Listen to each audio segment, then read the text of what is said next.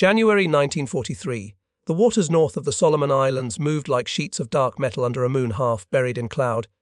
The air smelled of cordite and salt, and every sound carried across the still surface. Diesel engines humming below deck, boots striking steel, the low mechanical rattle of torpedo hoists being checked for the third time that night. On the forward deck of a U.S. Navy vessel, a single torpedo mechanic crouched beside a Mark 14. His gloves were damp. His breath was unsteady. He knew the weapon's flaws, its unpredictable depth keeping, its habit of striking targets without detonating. Yet the next minutes would depend on what he could fix with only the tools in his belt and the thin beam of a red filtered lamp.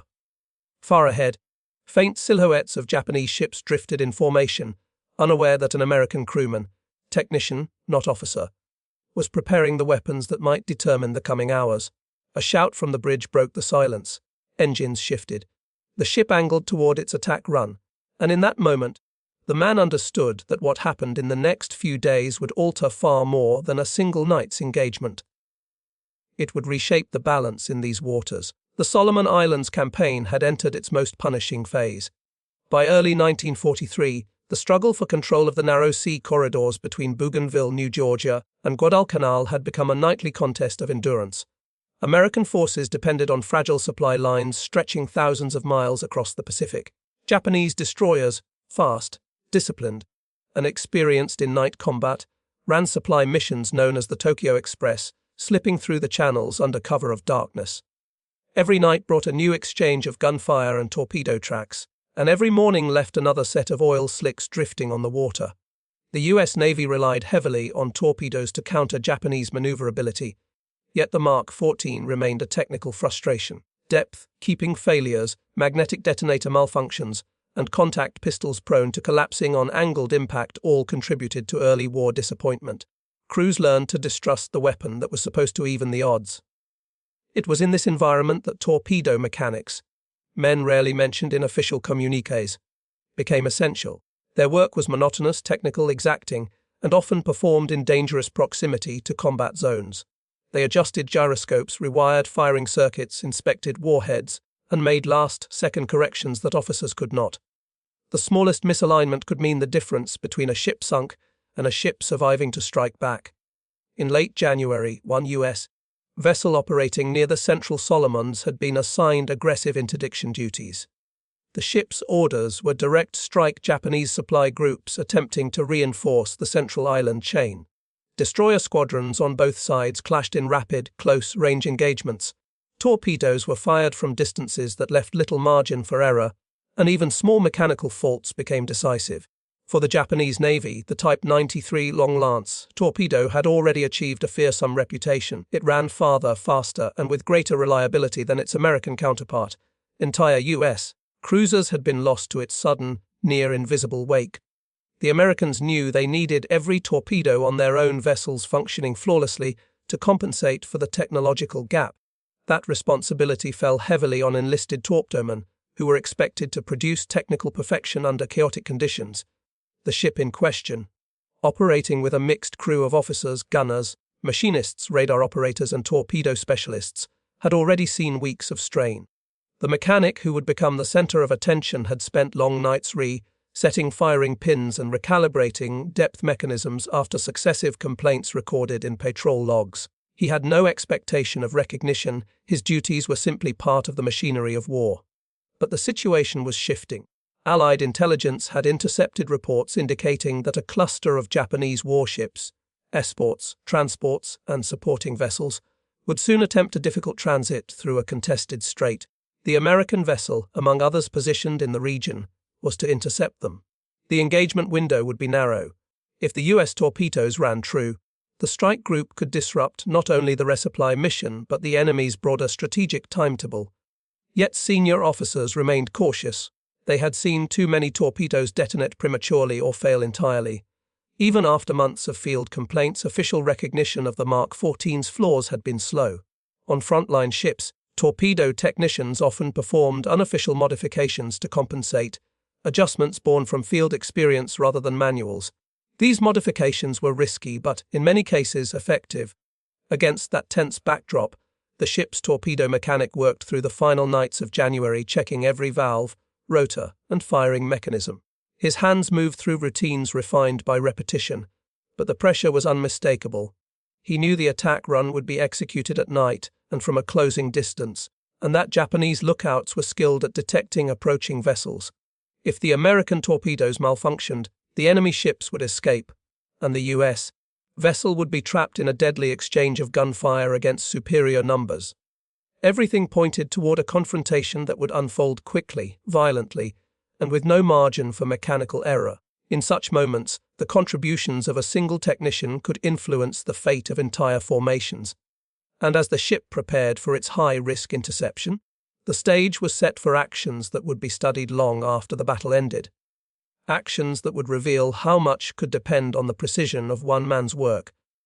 He had joined the Navy young, long before he understood how a warship felt beneath his boots, or how the smell of fuel oil stayed in clothing long after a shift ended.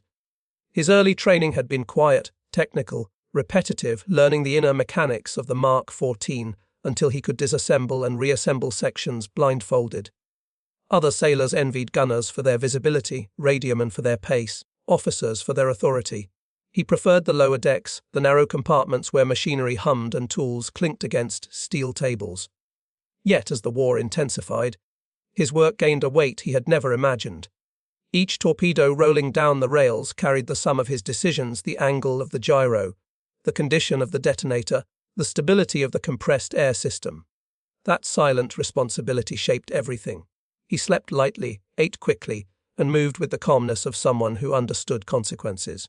And in those days approaching the confrontation, that awareness deepened, settling into a quiet certainty that the smallest hesitation could affect ships miles away and lives he would never meet. The tactical situation surrounding him was unforgiving.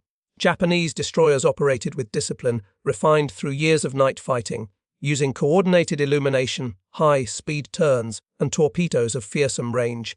U.S. vessels in the Solomons often found themselves at a disadvantage in close-quarters combat, forced to rely on radar-assisted tracking and rapid maneuvering to deliver effective torpedo attacks.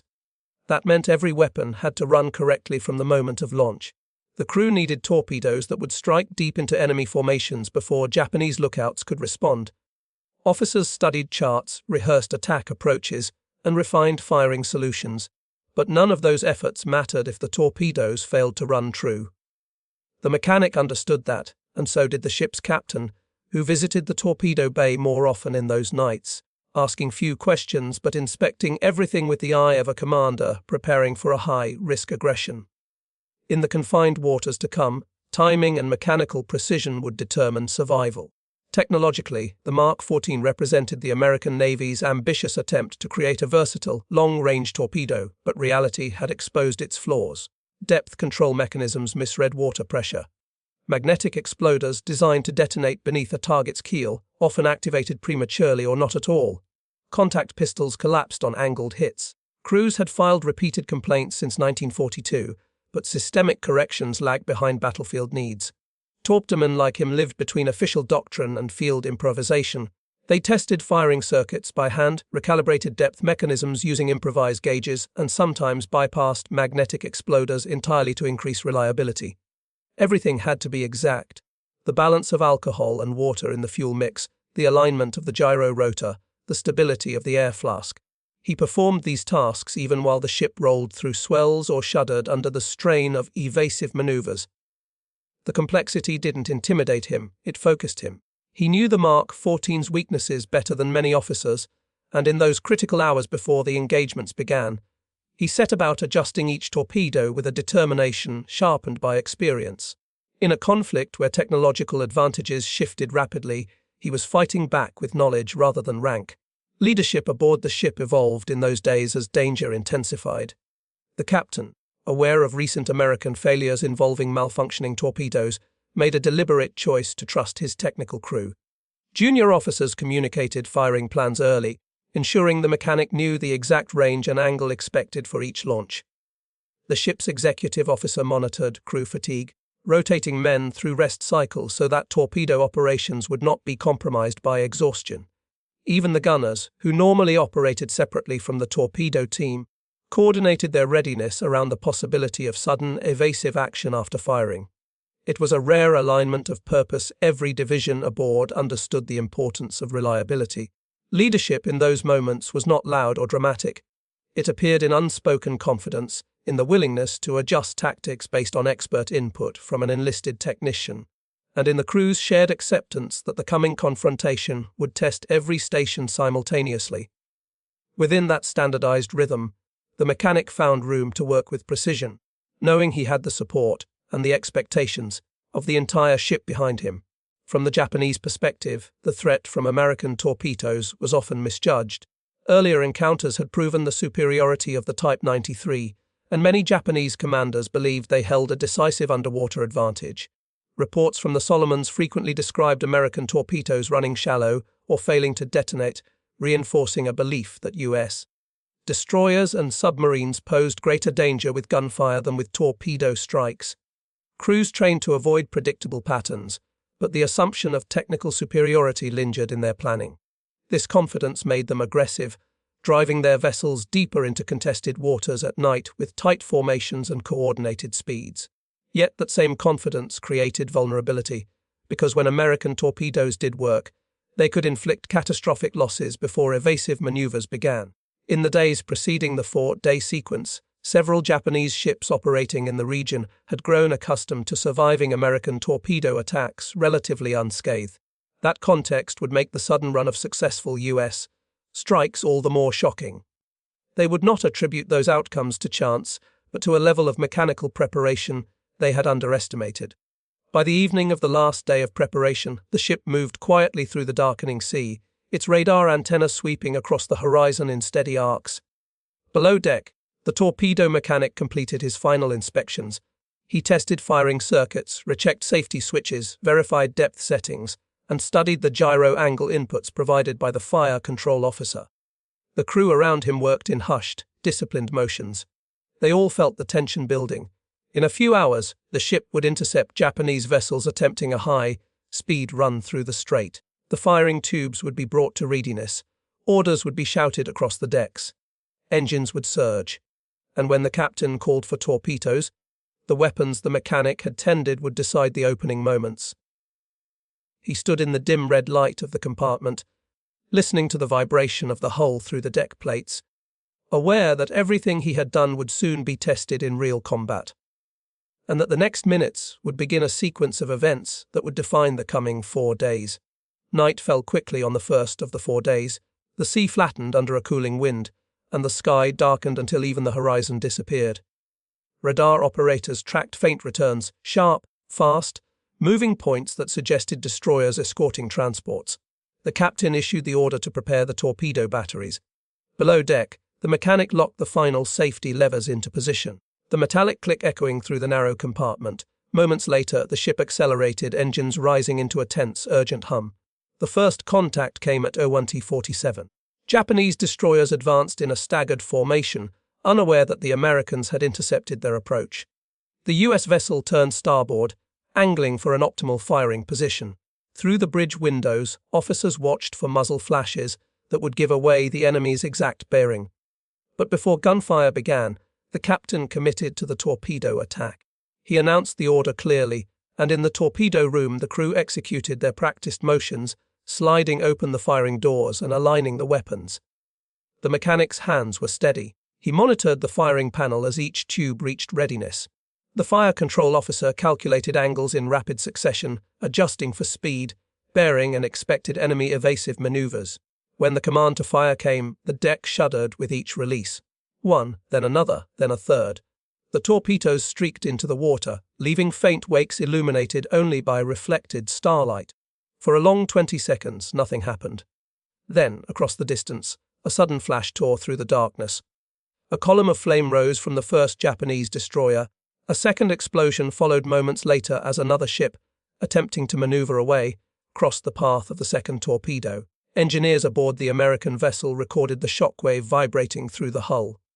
Officers watched as 2 enemy silhouettes slowed, listed, and vanished behind thick smoke. The bridge crew exchanged brief, controlled acknowledgements. Not celebration, only confirmation. They had never seen such consistent detonations from the Mark 14 under combat conditions. The next day brought no rest. Intelligence suggested that another Japanese group would attempt the same route, hoping to recover the lost ground of the previous night. The American vessel repositioned, conserving fuel and maintaining low visibility. The mechanic inspected each remaining torpedo, adjusting minor misalignments caused by the violent maneuvering from the night before. His tools clicked softly in the quiet hours of preparation. At 02:10 on the second night, contact returned. This time, Japanese ships moved cautiously, sweeping their searchlights across the water in brief arcs. But radar data gave the Americans precise distance and bearing, allowing them to close into firing range without revealing their presence. Once again, the captain committed early to torpedoes, and once again the weapons left their tubes cleanly, each launch marked by a controlled burst of compressed air. 3 minutes later, 2 distant flashes confirmed the hits. One enemy vessel broke apart, its bow rising briefly before slipping under. Another burned fiercely, its decks lit by secondary explosions. Japanese escorts attempted counterfire, sending shells into the darkness, but the American ship had already changed course, increasing distance between itself and the enemy's line of fire. By the third day, reports circulated across the American task force of the vessel's sudden surge in torpedo success. Some officers attributed it to improved tactics or favorable angles. But within the torpedo room, the crew knew the difference came from the exacting work that had preceded each engagement. The mechanic remained focused, refusing to take credit. He recalibrated depth settings, cleaned contact pistols, and verified warhead alignment. In his view, the success was simply the result of torpedoes finally performing as they were designed. The final day brought the most dangerous encounter. The Japanese formation was larger, with escorts spread wider to protect the remaining transports. The U.S. vessel shadowed them for nearly an hour, using cloud cover and radar fixes to stay concealed. When the moment came, the captain ordered a full spread. Multiple torpedoes fired within seconds. The mechanic monitored each launch, feeling the vibration of the tubes releasing in tight sequence. The explosions came in rapid succession. 3 enemy ships were struck almost simultaneously. Fireballs rose across the water, illuminating the night in bursts of orange and white. Surviving escorts attempted to flank the American vessel, but the captain's maneuvering kept the ship beyond effective gun range. The waters burned for hours as the damaged Japanese ships slowly disappeared beneath the waves. By dawn, the tolley was unmistakable. In 4 nights of combat, 6 Japanese warships had been sunk by torpedoes that ran cleaner, straighter, and more reliably than any the crew had seen before. And every one of those weapons had passed through the hands of the same mechanic in the narrow compartment below the waterline, setting the stage for the consequences that followed. When reports from the 4 nights reached regional command, the reaction was a mixture of astonishment and scrutiny. Intelligence officers compared intercepted Japanese radio traffic with the ship's own logbook. The numbers aligned: 6 warships lost in a narrow window of time, all to American torpedoes, an outcome so unusual that analysts initially questioned whether multiple ships had claimed the kills. But the timing, geography, and radar tracks pointed back to a single vessel and a single sequence of launches. Japanese communications revealed the shock on the other side. Surviving captains described torpedoes arriving with unusual precision, striking at depths and angles that American weapons had previously failed to achieve consistently. One report, filed by an escort commander attempting to explain the rapid losses, stated that the U.S. torpedoes behaved differently from earlier engagements, noting their clean approach and unmistakable detonation signatures. For the Japanese officers trained to exploit the Mark 14's flaws, the sudden reliability forced a reassessment of their assumptions. They had not altered their formations or speeds because they never expected such accuracy. That miscalculation magnified the damage. For the Americans, the success did not immediately translate into celebrations. After-action boards focused on understanding why the weapons had performed so well. Officers interviewed the torpedo crews, reviewed maintenance logs, and compared pre-launch configurations to earlier patrols. What stood out were the adjustments made in those days before the attacks. Slight recalibrations of depth gears, careful reshaping of firing, pin housings, and minor corrections to gyro angle alignment. None of these were revolutionary by themselves. But combined, they reduced failure points and produced a rare chain of fully functional launches. The mechanic's role surfaced only gradually. His name appeared in the technical notes, in the signatures verifying inspections, and in the sequence of reports confirming the readiness of each tube. When senior officers traced the timeline backward, they realized that the same enlisted man had made every adjustment on every torpedo fired across the 4 nights. The pattern was unmistakable. His meticulous work had closed the gap between flawed design and battlefield necessity, giving the ship a capability it had never fully possessed before. Yet recognition came quietly. He was questioned in a straightforward, procedural manner, not as a hero, but as a technician expected to explain his reasoning. He described each step with simple clarity, referencing previous malfunctions the crew had experienced. His approach was grounded in practical knowledge rather than theory. He did not claim innovation, only consistency. The officers listening understood that his discipline had compensated for a system still struggling to correct its own defects. Across the fleet, word began to circulate about the ship's unprecedented torpedo ratio. Other crews studied the maintenance adjustments performed before the attacks. Some adopted similar practices. In the months that followed, further field reports confirmed improved reliability across several vessels, a shift partly attributed to the same principles applied that week in the Solomons. Though the formal correction of the Mark 14's flaws would come later, the frontline adaptation had already begun. Strategically, the sinking of 6 Japanese warships in 4 days altered the balance in the contested strait. Supply movement slowed. Escort commanders grew cautious, spreading formations wider and delaying operations to avoid nighttime engagements. The cumulative effect rippled outward, straining Japanese logistics at a moment when they could least afford disruption. The losses forced them to commit additional vessels to protection duties, reducing the number available for offensive action elsewhere. For the U.S. vessel involved, the aftermath brought a brief, somber pride.